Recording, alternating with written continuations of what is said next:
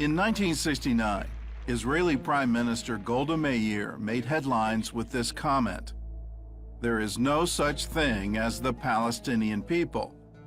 It's not as if we came and threw them out and took their country. They didn't exist." Golda's statement was controversial, but as it turned out, many Arab leaders and historians agreed with her. In 1937, Arab leader Ani Abdul Hadi made this statement to the British Peel Commission: "There is no such country as Palestine. Palestine is a term the Zionists invented. There is no Palestine in the Bible. Palestine is alien to us." Nearly a decade later, Arab historian Philip Hitti agreed. In his testimony to the Anglo-American Committee, "There is no such thing as Palestine in history. Absolutely not." In 1956, a Saudi representative to the UN stated, "It is common knowledge that Palestine is nothing but southern Syria." And more recently, Syrian dictator Hafez al-Assad gave this lecture to PLO leader Yasser Arafat. "Never forget this one point. There is no such thing as a Palestinian people. There is no Palestinian entity. Palestine is an integral part of Syria." With the Peel Commission of 1936, the British government offered for the first time the partition of the land, the partition of Palestine into a Jewish Palestine and into an Arab Palestine. We were all Palestinians because this was the nature of this administrative unit, Palestina. Now the Palestinians are owning this nationality as being the nation of Palestine, but this is not quite historically true. So what is the historical truth? Who are the Palestinians and what are their claims to the land of Israel? Let's take a look.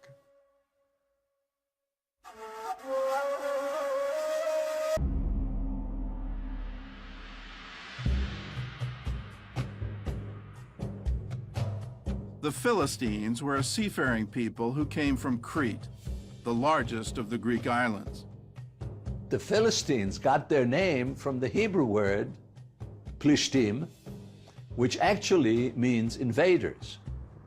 Palestine means invaded land. Why should we call it that?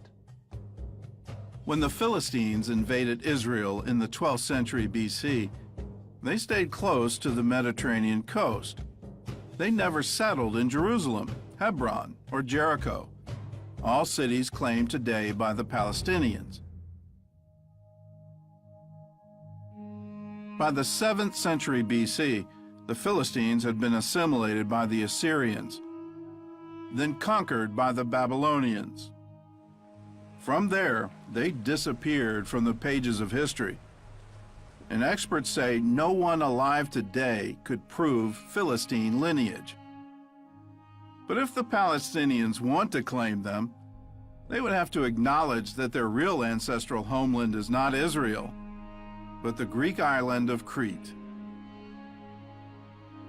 The Palestinians may not have gotten their DNA from the Philistines, but they did get their name. When the Roman Emperor Hadrian conquered Jerusalem in AD 135, he was determined to eradicate even the memory of the Jews and erase their connection to the land of Israel.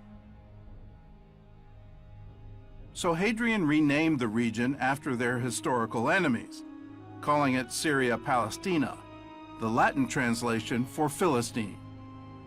So if they're not Canaanites and they're not Philistines, who are the Palestinians?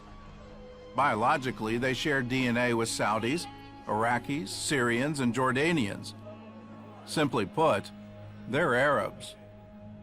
Never in history was there a Palestinian nation or a Palestinian state. At that time, nobody was thinking in lines of a Palestinian people. They were all Arabs. Behind me is one of the most controversial pieces of real estate in the world. The Temple Mount is the holiest site in Judaism, and the third holiest in Islam.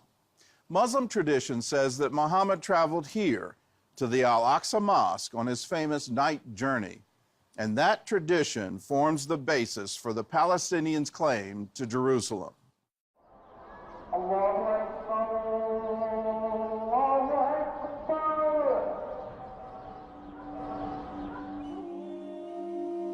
Arabs claim Jerusalem as the Islamic city of al-Quds, but there's no record that the Prophet Muhammad had ever been there, and even his armies didn't arrive there until 5 years after his death. The city of Jerusalem isn't mentioned even once in the Quran, while the Hebrew Bible mentions it more than 600 times. In Muhammad's lifetime, it was a fairly unimportant city in the Byzantine Empire. It was a Christian city without a single mosque. When the Muslims conquered Jerusalem, they chose to build their mosques on the Jewish Temple Mount, believing it to be a holy site. There they built the Dome of the Rock and the al-Aqsa, whose name was copied from the story of the night journey in the Quran.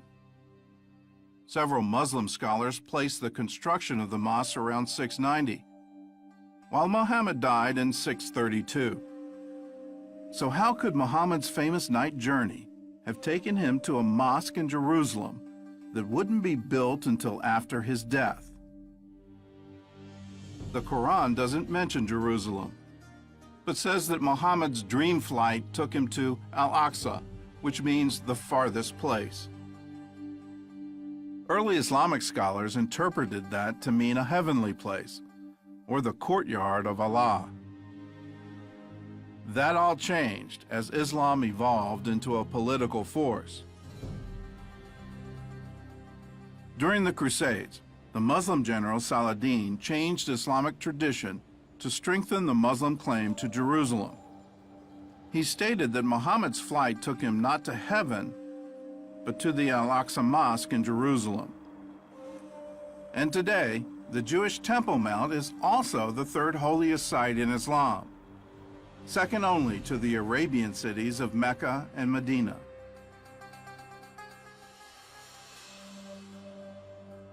Muslims believe that once they claim a piece of land, it belongs to Islam forever. Still, at the beginning of the 20th century, Islamic leaders acknowledged the Temple Mount's Jewish history.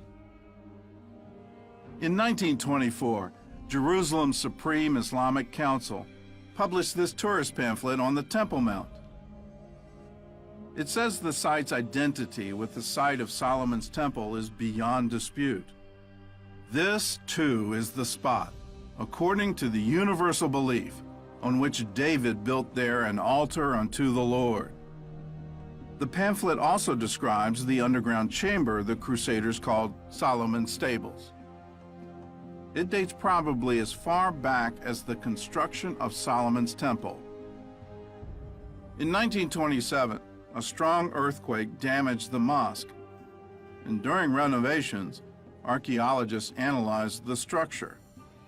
They found beams made from cedar of Lebanon and Cyprus, dating as far back as the 9th century BC, around the time of King Solomon, who had used those very materials to build the first Jewish temple. The excavations also uncovered a Jewish ritual bath from the Second Temple, and a mosaic believed to be part of a Byzantine church. Most historians agree the Jews were here first, but the Arabs will argue that they were here the longest, and the so-called right of return has been a constant theme at every Middle East peace summit since 1948.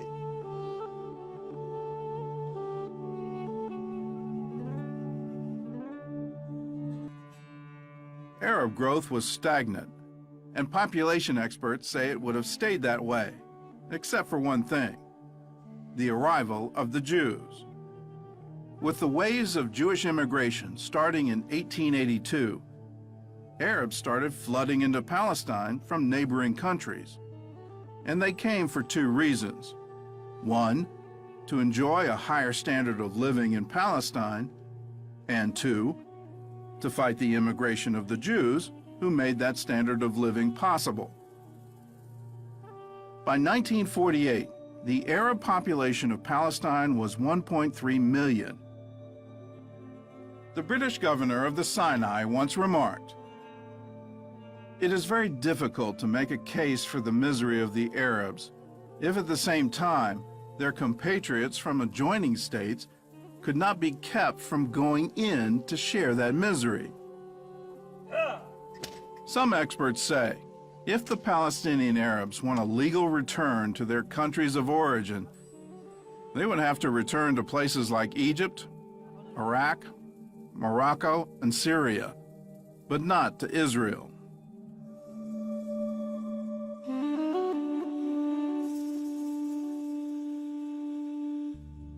Today, many world leaders call on Israel to return to its 1967 borders. But if you look at history, those borders aren't from 1967. In fact, they're not even real borders. The borders of the West Bank are armistice lines which were created by results of the war of 1948. And at the end of the war, this is where the armies stood still. This is how the quote-unquote border of 1967 or of 1949 was created.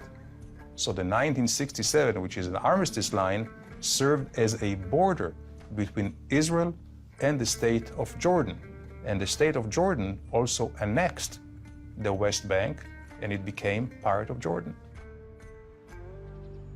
When Jordan occupied the West Bank and East Jerusalem in 1949, the Jews were ethnically cleansed from both places.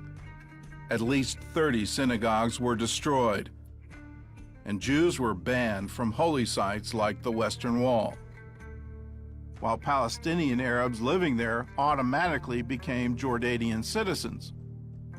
So Israel can't go back to the so-called 67 borders for three reasons. One, before 1967, the West Bank was controlled by Jordan, not by the Palestinians, and Jordan's annexation of it violated international law. Two, the land was legally promised to the Jews by the British Mandate of 1922. And three, there was no Palestinian state in 1967, or ever. As Golda Meir once said, "How can we return the occupied territories? There is no one to return them to." The term occupation is when you possess something which is not yours or which is someone else's. This is not the case of the West Bank.